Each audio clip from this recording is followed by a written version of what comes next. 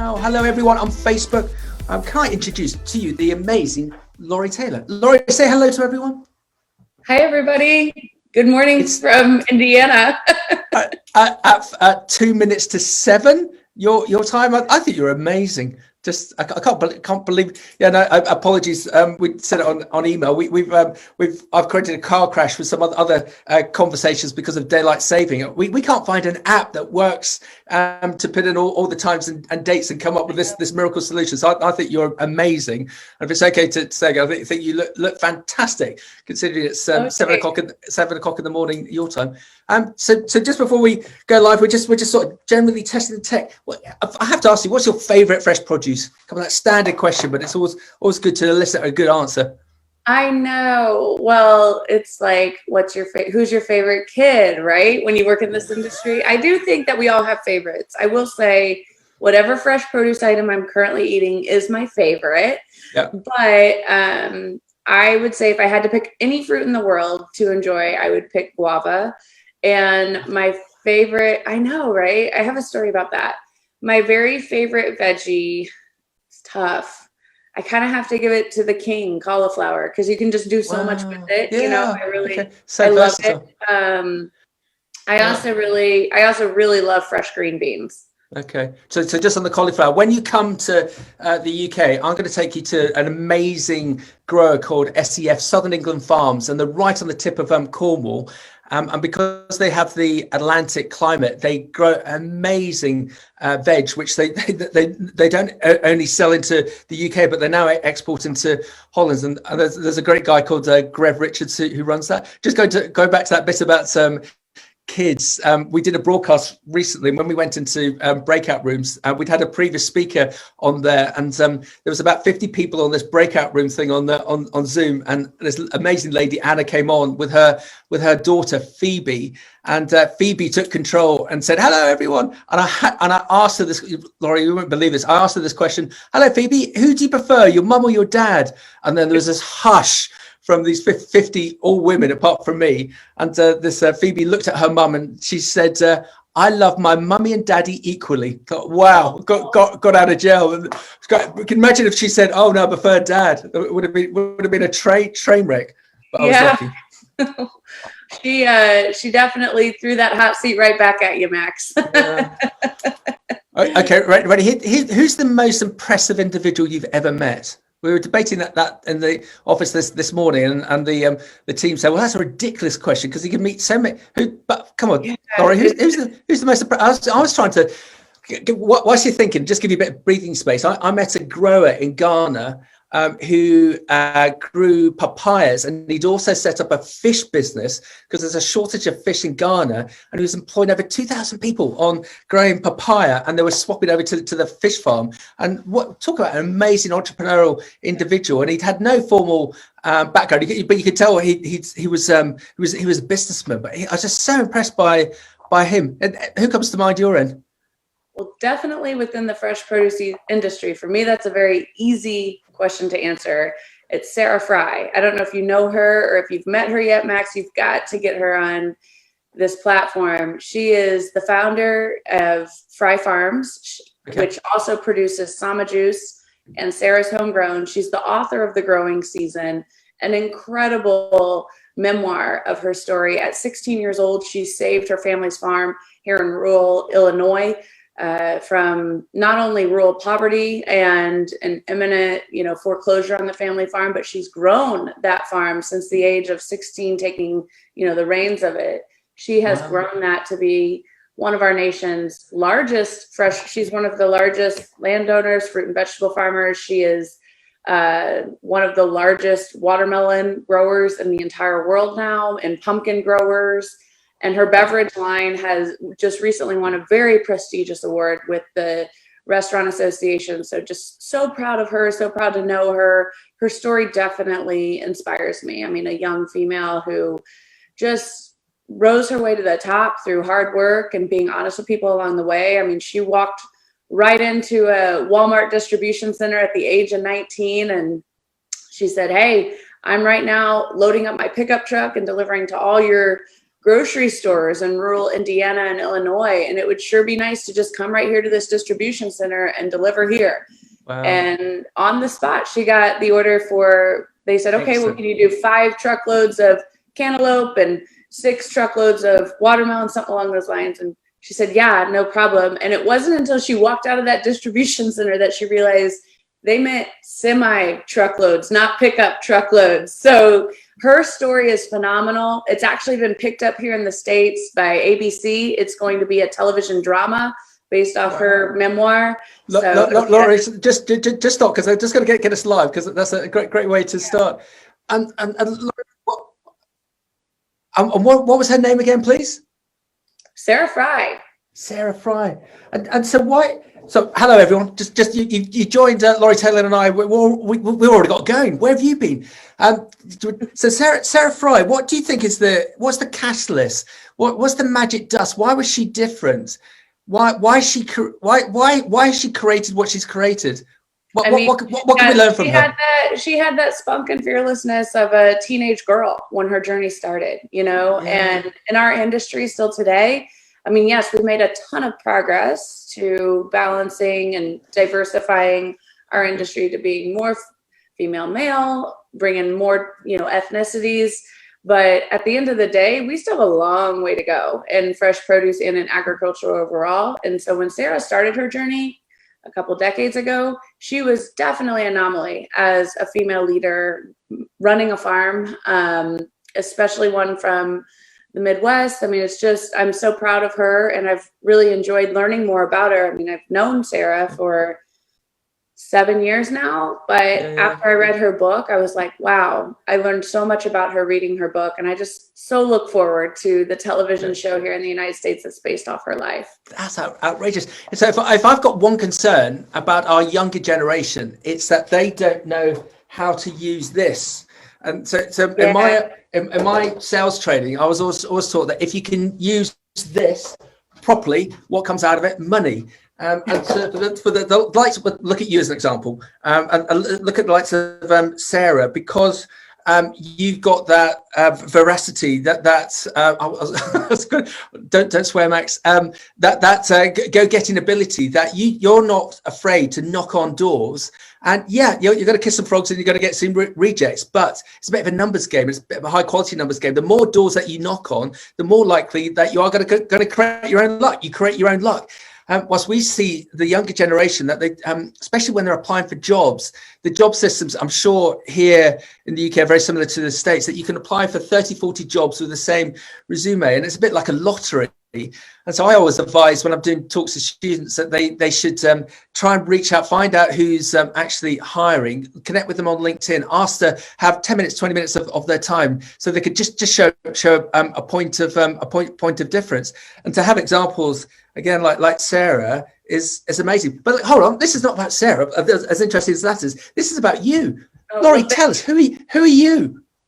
Well, I'm Laurie Taylor. I'm the founder of the Produce Moms, and we are a leading resource for everyone. I mean, our goal at the Produce Moms is to build the largest, most robust, most welcoming community that's fully focused on fruits and vegetables in the world. And we're on our way. We work with the mission. We want more fruits and vegetables on every single table. And so it's been an incredible journey. I mean, for 10 years here in the United States, I sold fresh produce to grocery stores. We serviced really the entire central corridor of the United States. We went as far north as Minnesota and as far south as Florida. And like you and I were talking about, Max, pre-recording, there's a lot of different cultures and even climates, and it's almost like multi-continents even within the US. Totally. So I was at my time at the sales desk servicing all of those different regions of our nation. I learned so much about the cultural side of food, just even here domestically. And when I was in college, I studied Spanish. And so I became very passionate about the culture side of food during my abroad programs or my immersion programs. I studied in Mexico and in Cuba. And it was during those experiences where I realized, oh my gosh, food is universal. Food is the one thing that connects everyone. And if we want to be even dialed in even deeper, it's fruits and vegetables are the real universal component of the plate that are enjoyed by everyone throughout the world. So Yeah. I've become extremely passionate about that, which led me to my job in the food industry, selling fresh produce to grocery stores. And then at that time at the sales desk was when we started the producemoms.com. It was a blog. It was 2012. And at the time, nothing of its sort was really online. I mean, our industry had some stuff online that was, presenting fruits and vegetables to the end consumer, but there really wasn't a community-based platform or resource online, a community-based brand where people could rally around their passion for fruits and vegetables, where there was a public figure or spokesperson for the effort that they could connect with on a personality level.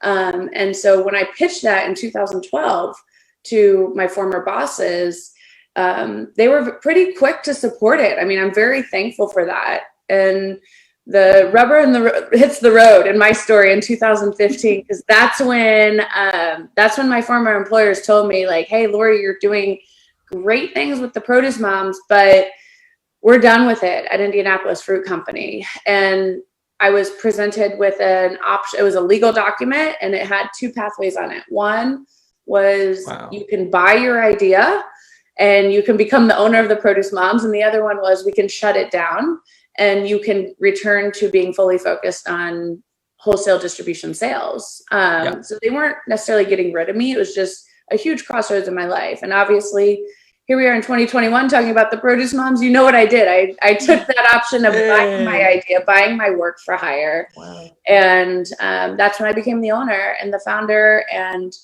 we were able to really lean into a unique level of authenticity at that time. And we've seen exponential growth of the Produce Moms as a brand ever since. So how does that song by Meatloaf go? Stop right there before you go any further. No, that's wrong. And the two reasons I wanted to get you on was I challenged our mutual friends, buddies at the United Fresh Produce Association, that I wanted to get someone who was really passionate about fresh produce and to see if we could introduce them over to UK, Europe, Africa, Asia. And through this crisis that we're all going through, the likes of this technology is really helping. And they nominated you. And I already knew. Hold on. I already knew you because I've been following you because your social media is brilliant. But I was sort of teasing United Fresh just to see who they would come up with, and they very kindly introduced us. And here we are. Where I think we've got a gap in the UK and Europe is that we're missing everyone. We're missing a Laurie Taylor. We're missing someone who can really represent the fresh produce sectors from a really authentic manner. And I get a bit frustrated looking at, I'll get off my soapbox quickly. I see some companies and they're doing the beautiful thing and they're putting up lots of good social media, but the key to social media to me is to be really authentic, for it to come from the heart. You just have to look at Laurie's social media and what she and her team puts out to see the difference that they can make. And I think we can learn by example from what the success that Laurie has created in the States and duplicate it in the UK. Yeah, we have some great TV programs and we have some great chefs, but actually when you get them up against the wall and you start asking them questions like, have you ever visited a grower? Have you actually worked for half a day in a supermarket in the fruit and veg side, just get an understanding of it? And they haven't. And the more actors than actual proper players. And so that's why I was really keen to introduce you into our network to see whether we can get you engaged over here, or whether it's okay, whether you can positively influence some individuals who think that they can actually become a Laurie Taylor. And one thing I've definitely learned over this last year is collaboration. Of the 80-90 broadcasts I've done on a UK and international basis, that there's been so much gained by people collaborating. We should not be in this siloed view that, Laura, you're a competitor to me and I'm a competitor to you, and as such we should just be throwing apples at each other whenever we see. No, we should be embracing each other to help each other, because we'll accelerate what we're doing quicker, and also the ultimate aims of what we want to do. And the zeitgeist at the moment is the timing everyone wants to get better. Everyone knows that to beat a pandemic, be it this one or God forbid another one, is to eat fresh produce. And where we're going to find out about fresh produce is from the likes of Laurie and her team. So come on, where do you think we are currently with fresh produce, and how can we get consumers, how can we get families, how can we get schools, how can we get kids, how can we get workplaces to eat more fresh produce? What's the magic? Laurie, what do you think? So I wish there was just this magic formula, because I'm a mom of two young boys, and even myself and my husband, I mean, if we're all being really honest about our fresh fruit and vegetable consumption, the vast majority of us are going to realize, like, we're not doing what health guidelines recommend. Here in the United States, it's around 90% of Americans are not eating the recommended amounts of fruits and vegetables on a daily basis. And if you look at different sectors of the population, like take teenagers, for instance, here in the United States, 98% of teenagers are not eating the recommended amounts of fruits and vegetables on a daily basis. That's CDC data here from the US. And so what do I hear when I hear that? I think, okay, we have a huge opportunity. And one of the biggest things we need to do is put that shame aside, like shame that we have on ourselves, shame that maybe other outlets, or the feeling that, I'm not coming at you at the Produce Moms. We never want our content to feel like authoritative by any means. Like, we don't need another authority figure in our lives telling us to eat more fruits and vegetables. You can really simplify this process. You can simplify your journey to health simply by increasing your consumption of fruits and vegetables. And if you're a mom, and you see that your kids are not interested in eating really any vegetable other than carrots, okay, feed them carrots every day. That's okay. And eventually, they'll get into that. They'll get into that texture. They'll be more adventurous with time. And I always tell my children, hey, every 6 months our taste buds change. So you might not care for something today, but that does not mean that you won't care for it forever. Or you could just prepare it differently, and that's where websites like the Produce Moms come into play, and really can be a great catalyst for changing things that people are passionate about, and working towards getting, fruits and vegetables on every table during every eating occasion. Yeah. So where do we stand? Well, there's a lot of positives too. So that data is pretty grim. There's really no way around that. If you got 90% of your population not doing something, that's not very favorable data for our industry. However, where do we stand? Look throughout grocery retail. Look at what's happening at center store items. The fact that everything is becoming more plant forward. What we need to do as an industry, and what we're really dedicated to at the Produce Moms, is helping people understand, okay, you want to embrace this very trendy and in vogue plant-based, plant-forward lifestyle. Well, that begins in the produce department. That doesn't begin with a processed, lab-made, meat substitute product or processed food from the center store. That actually begins right there in the fresh produce department.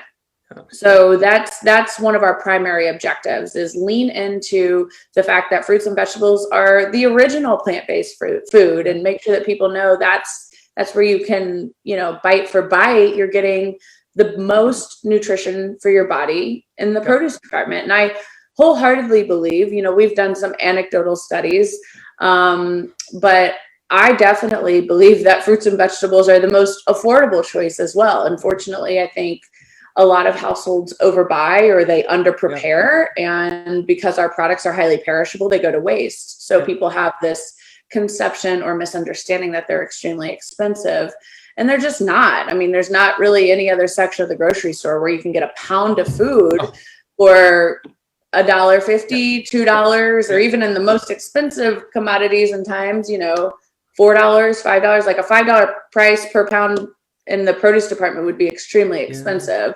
And so that's I don't know. I'm very optimistic about where we go from here. And I think it really does come down to simplifying the process, staying extremely positive, and making sure that people understand our products, fruits and vegetables, they fit into every lifestyle. They fit into every eating occasion. You know, there's all this talk about is it just snacking? Is there only one meal a day now due to the rise of intermittent fasting? And it's like, okay, it doesn't matter. Like, it really doesn't matter what lifestyle you're choosing. Fruits and vegetables are the right choice for you. Yeah. And it's fascinating. Today, you cannot buy a McDonald's burger in the UK. Why is that? Because over the weekend, there was a bunch of demonstrators who held up the three big depots for McDonald's in the UK, blocked them, padlocked the gates, superglued themselves to the gates with the demand that they want McDonald's to go plant-based totally by 2025. Is that going to happen with McDonald's? Of course not. But it's driving societal change. My kids are all about looking to go on a plant-based basis, and they're toying with the idea of vegetarianism. But yeah, it comes back to the same thing. If they want to do that, they've got to engage with the produce side. Lauren, I'm going to cross a line here. That our chief medical officer in one of the briefings last week said that he was extremely disappointed about the tobacco industry.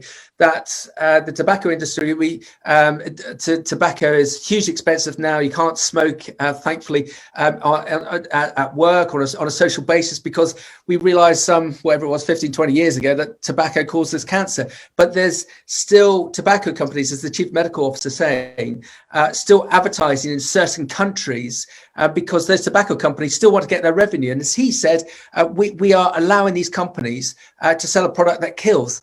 Come over to the food sector. We have very sugary foods that are being sold on a commercial basis, and the huge marketing campaigns behind them, whether that be in the States, whether that be in the UK and Europe. And by effect, are they not killing people? Because of people over consuming and not instead eating more fresh produce? And the issue that you and I always see is that our friends, our fellows, our clients within the fresh produce sector, they're not making the margin to be able to invest in these big marketing campaigns like energy drinks, sponsoring Formula One Grand Prix in Monaco over the weekend. But I believe that with the societal change that is happening, and with the medical side seeing that something has to be done, otherwise our health systems are just going to creak, that we do need to eat more fresh produce. So, Laurie, just on that side, is there anything that you think our fresh produce companies can do, be it in the States or the UK or Europe, to ride that wave, to educate the consumer more? Or do we just have to, fingers crossed, hope the market comes to us? No, I mean, I don't think so. I think that you definitely have to, as food marketers and supply chain professionals, it's our job to make sure that our end consumer is inspired to eat more of our products in both volume and variety. And we can't just cross our fingers and hope that it's gonna come to us. That's not the case. And like I mentioned previously, we have too many other sectors of the grocery store with far deeper pockets promoting their processed foods as the premier choice in plant-based living. And that is a threat to the fresh produce industry, for sure. We have to. It's hard because our industry, I think that I wish that more households and moms like me understood what the average grower or farmer is investing in. Why aren't there marketing campaigns? Why is this original form of food that chances are you're buying in higher volume than most other foods that you bring into your home?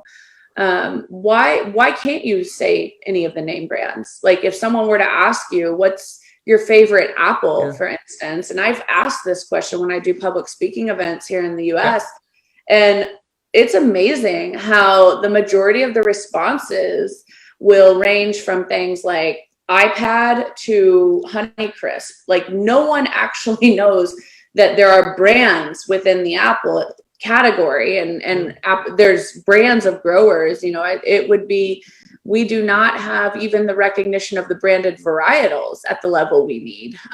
So it's in the fact that if you say, what's your favorite brand of apple? And that is being answered with a type of an electronic, that's extremely concerning for our industry. When you think most people are probably buying these, an iPhone every 3 years or something, and they're buying apples, hopefully it's part of their monthly, if not weekly, grocery rotation, So it's there's a lot of work to still be done, and there's a lot of room for all of us. There's definitely I have no shortage of competitors, and I love that. Like, I think that it's going to take many voices to make change and swing that pendulum in a way where fresh produce is at the premier place within households and kitchen tables that it deserves. Yeah. So taste, I've definitely learned over the last year that, as well as potentially having a brand, if you can get the consumer to taste the product, that's going to get them over the edge. And I also, so I got a little pink lady there naming an apple variety. I did a trip through Africa 3 years ago. I rode a motorbike from London to Cape Town to promote fresh produce, and I visited 50 farms, 18,000 kilometers, and I had this wild, wacky story. And when I came back, I used to take my motorbike to schools and do a school presentation. One school I went to, after I did my crazy presentation, Pink Lady Apples very kindly had sent up a little van with a whole bunch of apples for all the kids. And I was handing out the kids an apple to all the kids and saying, what's your venture going to be? And one of these kids refused to take an apple, and he was about 10 or 11. And I asked the teacher to put him to one side. And at the end, he came up to me, and I cut open this apple and said, have a taste of this. And he was very reticent. And Laura, you wouldn't believe it. When I said, well, why don't you want to taste this apple? I've never tasted apple before. Yeah. And so we were in a first world country, and it was a fairly well-to-do area. This kid had never had an apple. Anyway, cut a long story short, through the school, we found out his address, and we sent the family 2 cartons of Pink Lady apples. And the mum came in after the weekend when they got delivered, in tears to the headmasters, to say that she knew that she'd been doing wrong by her kids by not feeding them properly, and they love Pink Lady apples, and that's all they're going to eat now, and they're just going to eat. And it just shocked me to the proverbial core that you got a situation like that, and then there's 6 out of 10 kids don't know where fruit and vegetables come from in the UK. Loved your bit about this sort of education thing. Do you think it would help if we could educate kids, families, even younger individuals as to the story behind fresh produce? Because you and I know some amazing growers globally. Do you think it would help if we could educate them as to how this amazing apple has been grown, rather than a can of energy drink? Do you think that would help? I think it helps. I mean, I think it's a huge point of differentiation and what the fresh produce department has to offer versus everyone. I mean, I would, an energy drink, they don't want people to know how that product is manufactured. They don't want people to know the type of ingredients that are in that can.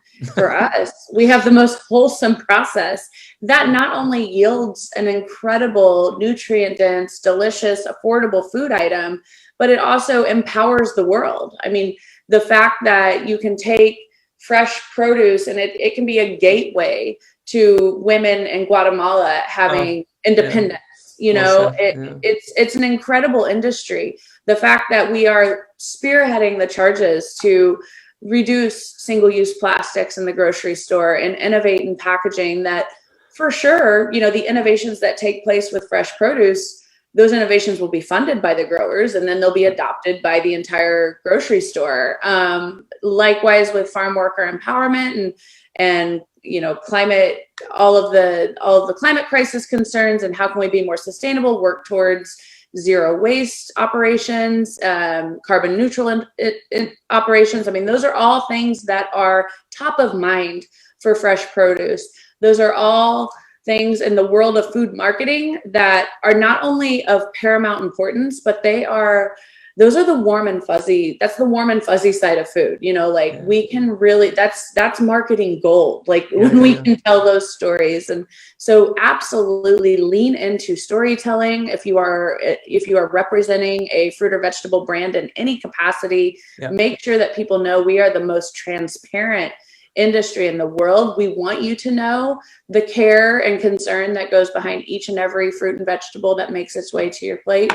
And at the Produce Moms, we have dedicated a entire, pillar of our content is focused on making sure that people understand the stories and the facts about agriculture. I mean, our podcast is a great example. Each and every week we spotlight a stakeholder from the supply chain that's doing incredible work, that helps deliver safe and healthy food to kitchens, households, and throughout the entire world, really. But I definitely believe that education is a means to increasing fruit and vegetable consumption. Yeah.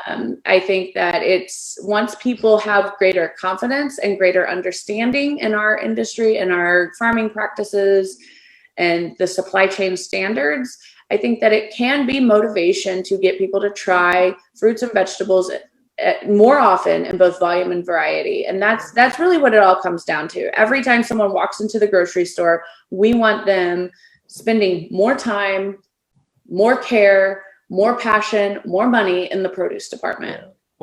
Well said. And so I'm gonna make you an offer. If I can pull this off, will you come to Africa with me? Yeah, of course. I'm like super adventurous. I'll be there. Tell me when. So the reason being that when I did my trip through Africa, especially like South Africans, they know they're fantastic growers. South Africa alone grows 4.5 million tons for export and 3.5 million for internal consumption. But they don't know how to get the story out. So the likes of that Pink Lady apple, having visited some of the orchards out there, the likes of the empowerment schemes where local South Africans are given land to farm, and they're given as much assistance as possible. So there's some amazing stories out there. And I want to gather a small handful of people to go out to Africa, because we need lightning rods like you, Laurie, to come back to the US or back to UK, Europe, and to tell the story, not specifically just about South African fresh produce, about where it comes from, so that we can get that whole generation excited about fresh produce. And as you say, compared to this has grown with sunshine and rain and very hard toil, compared to an energy drink, which you could probably strip an engine of you can degrease an engine of, because of the yuck is in it. So just to extrapolate this a little bit further, big word for a Monday. But when President Biden knocks on your door and says, Laurie, you are our lightning rod, we need to garner from you as to how we're going to stop this crisis that we've got in the States and also in the likes of Europe. If I could give you a magic wand, Laurie, to create success in fresh produce and defeat these bad products, these bad sugary products, and within reason, Laurie, you've got an unlimited budget. Off you go create that success. What would you do? I'd go to schools, and I would make sure that children are introduced to fresh form fruits and vegetables on a daily basis as part of school meals. I do think that children can change the world. I think that nothing inspires a mom or a dad or even a business the way that a child can. And I would absolutely take that opportunity and go change the way that what school meals look like worldwide. And we're doing our best here in the US. Well, no, we're not really doing our best. There's always room for improvement. But from a fresh produce political action standpoint, my hat is off to the great team at United Fresh. I'm very proud to serve with them, alongside them, as a member of the Criticals Issues lobbying team, and support child nutrition policy here in the US. And with that, making sure that we get more fruits and vegetables in every eating occasion. But, salad bars, it's difficult in a post-COVID world to think that salad bars are going to come back to the presence that they were the presence that they had pre-COVID, which is a shame, but there's other ways and there's ways around it. And we're looking forward to innovating as an industry. Like, how do we continue to change what school meals look like? I do think that it starts with the kids. We have to make sure that our younger generation is raised up to be very passionate and familiar with fresh produce, because the story you told about the young boy who had never had a fresh apple, every time I go to a school here in the United States, it doesn't matter if it's in a very affluent district or if it's in a very impoverished district, I can bring what I would consider a mainstream fruit or vegetable, and there is always a child in the class who has never had that fresh fruit or vegetable. And it doesn't matter. You can go all the way up to the high school level. So it is definitely something we want to normalize, being experimental with food. We want to make sure that people know, like, you can try things. It's okay if you don't like them. You can try them in different, maybe you don't like a green bell pepper, but chances are you're going to have a totally different eating experience with an orange bell pepper. So we can't lose those opportunities. Or, hey, you don't like the bell pepper strips? Like, fine, try the mini sweet bell peppers. You're still getting a very similar eating experience. It's just, packaged up in new and unique ways for these kids. And so I would take that golden opportunity and I would go right to schools, and I'd work with school food service directors throughout the world. I'm a big believer that we should be doing more scratch cooking in school meals and less reheating of frozen and processed foods.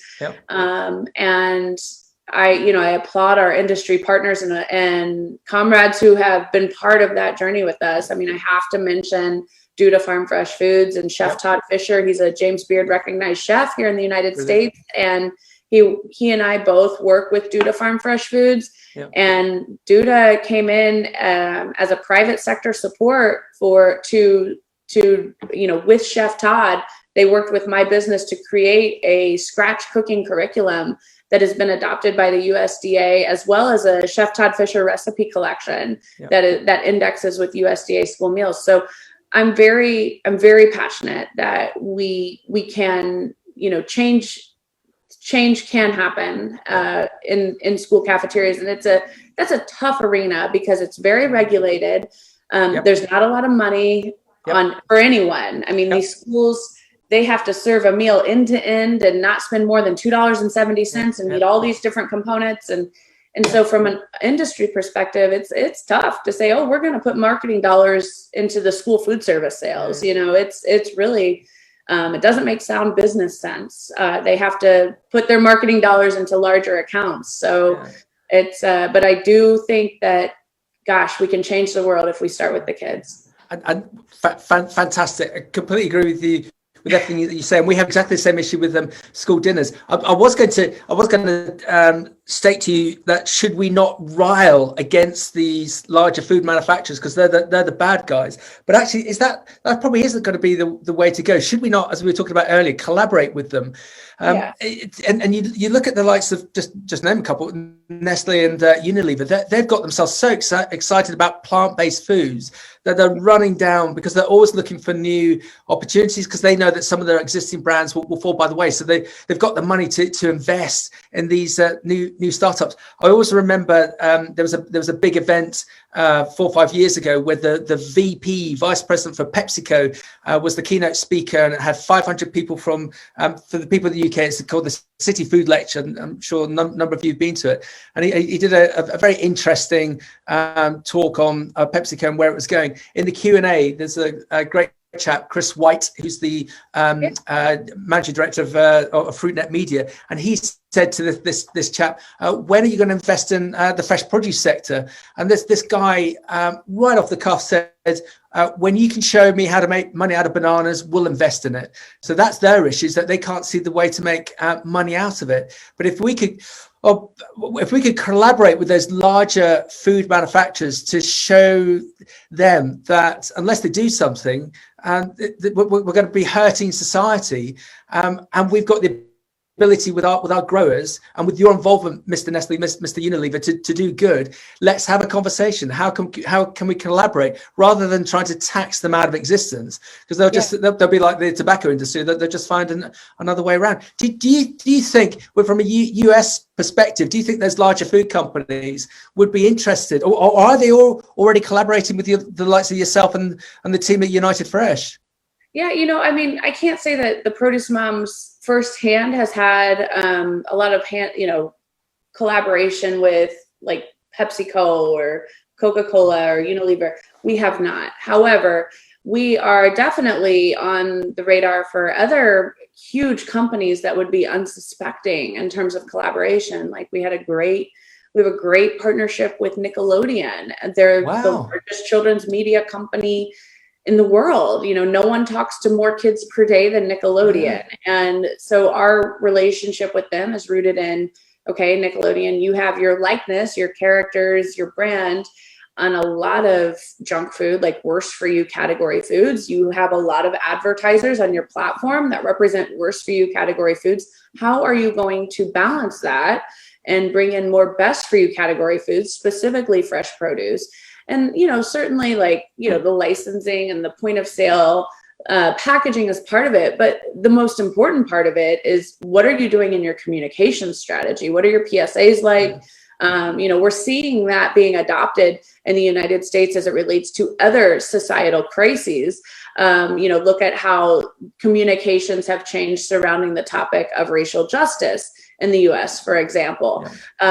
We can take that same type of strategy and apply it to this consumption crisis with fruits and vegetables among children. And I hate to even say the word consumption crisis because it paints such a dark picture. And it's really just, it's an opportunity. It's our job as the industry to stay positive in this journey. No one wants to be in another room with doom and gloom right now. You know, there's enough negativity out there. There's enough division out there. We have a great opportunity to be a catalyst for change by staying committed to positive, uplifting messaging and fact-based communication surrounding our product. And to your point, collaboration is is a huge way we will get there. It's, you know, whether it's collaborating with other sectors of agriculture, collaborating with other big food brands, collaborating with unique media outlets, like those are all part of our strategy at the Produce Moms. And I encourage everyone in fresh produce to, you know, to join us, like be part of that. Yeah, and fantastic. And do you think because there's a bit of a them and us type scenario between these larger food manufacturers and the fresh produce side? Laurie, I'm completely winging this, but you think of some of the great events that like the United Fresh Run, or some of the events that you're involved in the UK later this week. Do you think it'd be fascinating if they could get in the likes of the chief executive or the chief marketing officer for Nestle, Unilever, PepsiCo, to present to the fresh produce sector as to what they're doing in respect of changing their offering? So it's sort of a bit of a guilt trip. But when they come in and they come to our side and they realise how friendly and what a difference the likes of yourself and all your growers are doing. There might just be that seminal light bulb moment that actually we need to get involved with this. How do we connect with this sector that we thought was just about dirt, growing melons and dirt? Actually, it's really sophisticated, and it could actually add to our marketing prowess, and we've got a different direction to go down. Let's find the chief executive and let's engage more with Laurie. Let's get more involved. Do you think that'd be quite cute, wouldn't it? I think it would be great. And I think that in the past, I've been in, you know, panels or organized, you know, big events where there has been that CPG industry voice in the room. And oftentimes, you know, specifically I'm thinking about United Fresh Brandstorm event, because that's a leading industry event that's fully focused on marketing strategies. And too often my peers and my colleagues are turned off by that, saying that fresh produce is nothing like CPG. We don't have CPG budgets. Of course we don't. Like, we will never have those kind of budgets.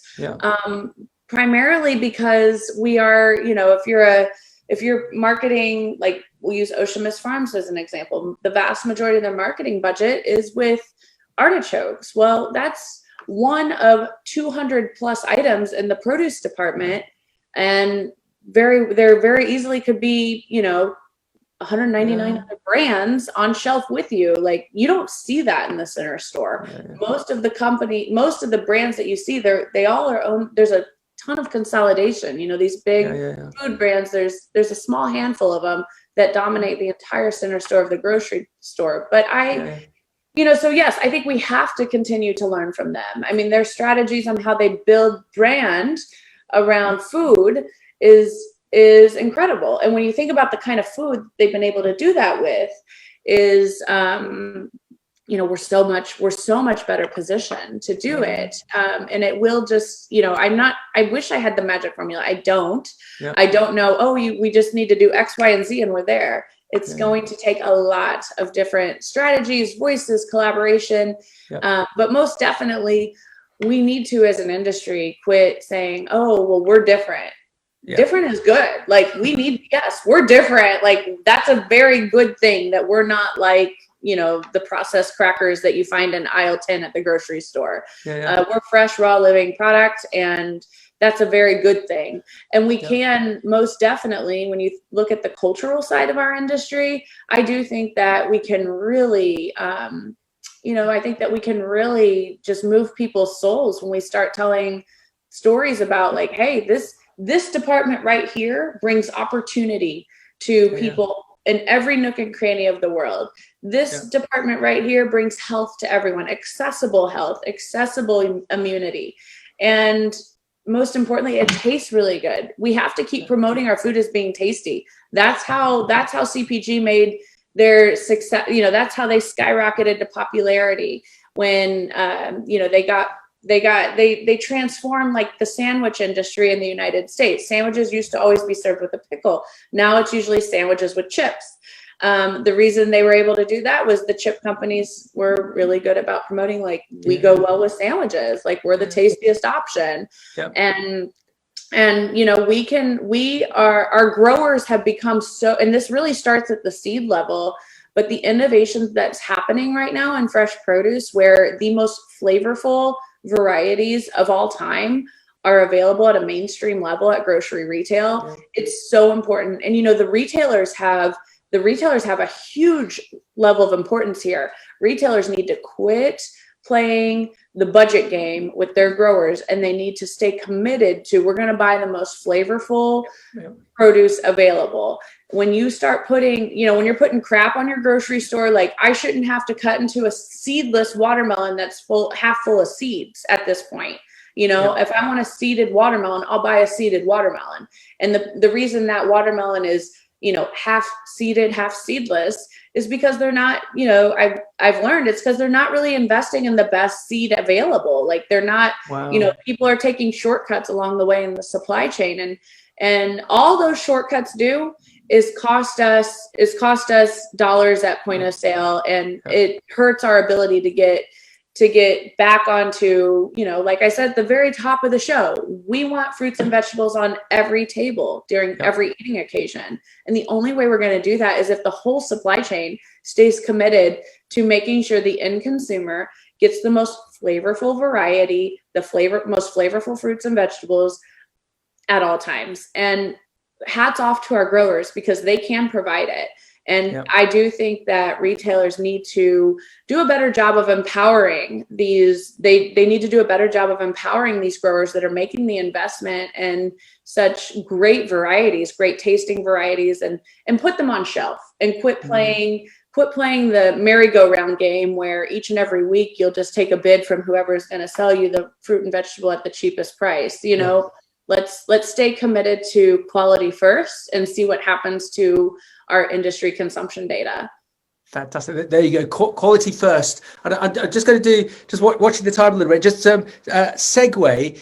We're involved with diversity, looking to promote diversity within the fresh produce sectors with two groups, Global Women Fresh on an international basis, who's just an amazing organisation, and also in the UK with Women in Food and Farming. And it was just a complete no-brainer, isn't it? We need to get more women involved in fresh produce from the field to the board level globally. And it definitely does seem to be, in my view, gaining traction, because we're definitely talking about it. But am I in a little bubble of my own? What do you think? Do you think we're pointing in the right direction on this diversity subject? I think we are. I mean, and I think that, you know, female diversity is, you know, a wonderful initiative. I think we also need to stay committed to racial diversity in our industry. I think we also, you know, we need to lean into, like, what am I doing to empower moms to work in this industry? When you consider who our end consumer is at grocery retail, we need more of that, you know, mom voice making decisions throughout the entire supply chain, because it's over like 80% of the sales here in the US are, you know, the sale is being made by a female with children in the household. So it's really important that the diversification of every stage of the supply chain continues. And yeah, I'm so thankful to be part of Global Women Fresh. I mean, Global Women Fresh has made the produce moms a better resource for all people. You know, I've always believed that what we've created at the Produce Moms is for everyone. But Global Women Fresh challenged me to see the opportunity with a wider global lens and really identify, how are you making your platform as inclusive as you possibly can? Yeah. And how are you using this unique platform and this unique, presence that you've established in the US? How are you taking that to other parts of the world? So it's been wonderful to collaborate with Julie, the other board members. Yep. Global Women Fresh is doing some amazing things to stop human trafficking in our supply chains, raise awareness of the abuse on women in various capacities, and most importantly, foster the empowerment of women. And it's wonderful what they're doing, and they have my full support. And I encourage anyone, that female or male, take a look at what they're doing, get involved, be a private donor if you can, because Global Women Fresh and the organization that you mentioned in the UK, those organizations, they're changing our industry, and they're changing the world. Yeah. I remember going to a conference in Germany about 15 years ago, and it's a fresh produce conference.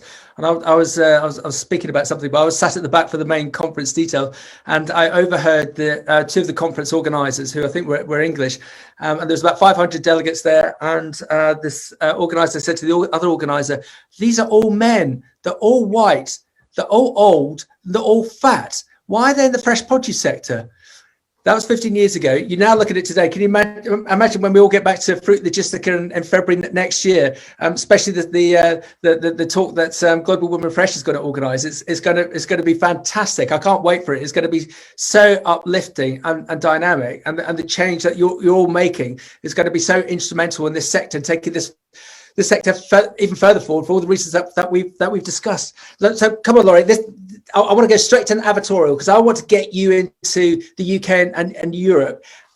What can you do for people, and how can we contact you?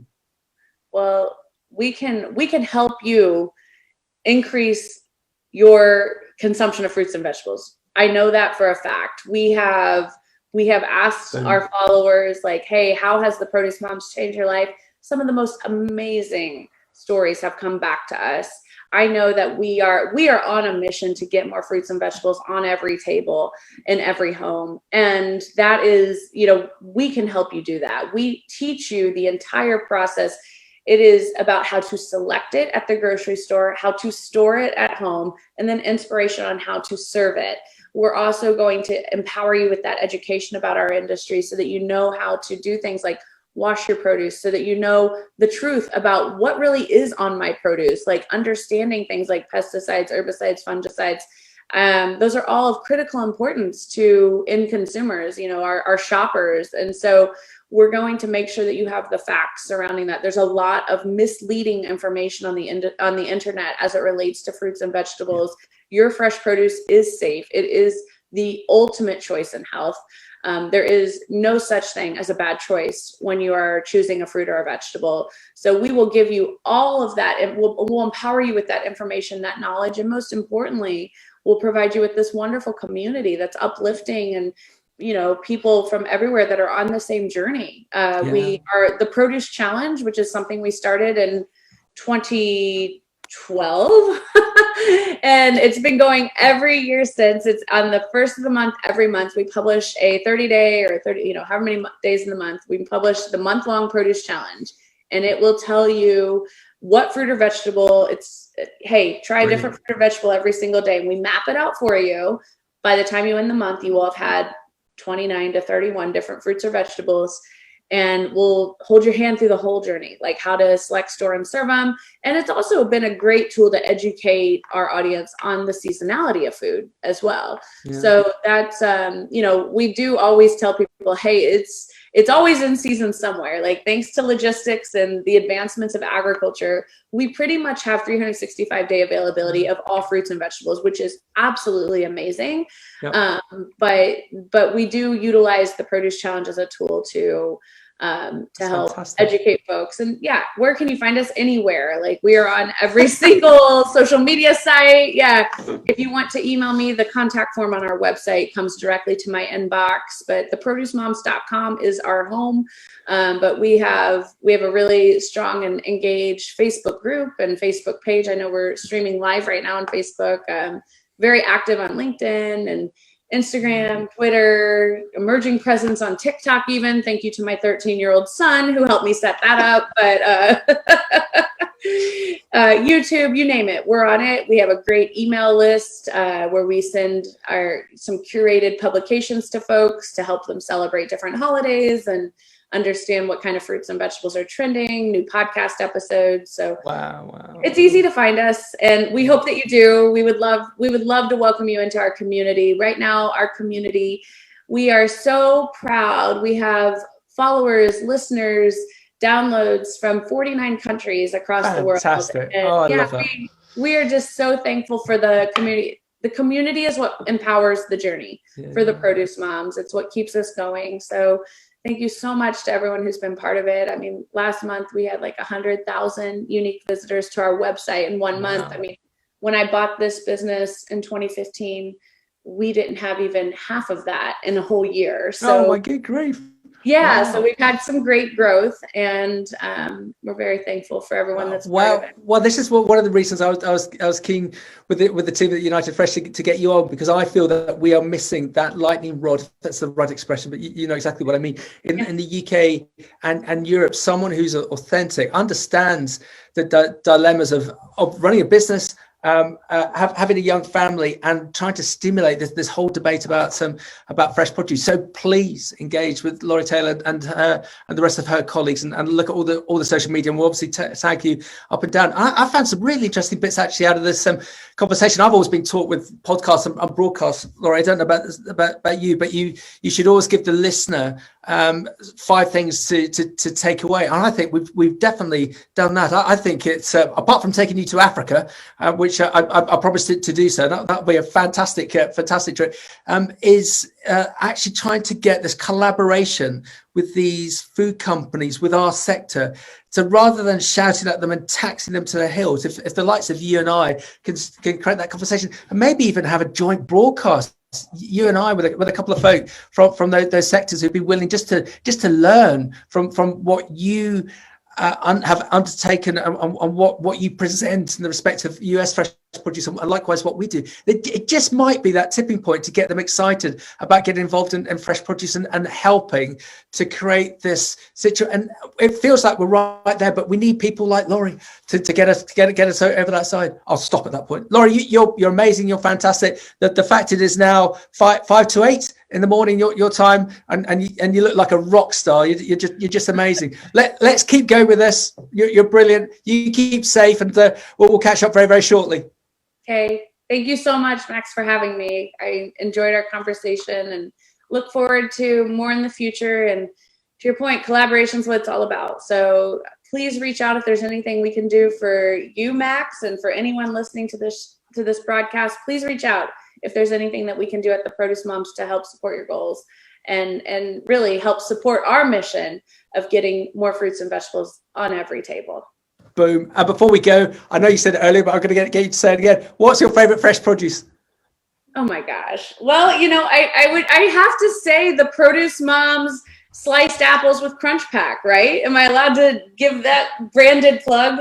Shame on me. I don't have one on my desk here. I should, but visit Crunch Pack online or theproducemoms.com. We have a lot of great photos of that. And we also have bagged Michigan apples when they're in season with Applewood Fresh. So yes, I love that the Produce Moms brand is part of the produce departments nationwide here in the States as well.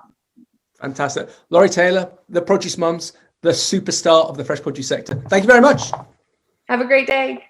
Bye. Bye. Bye.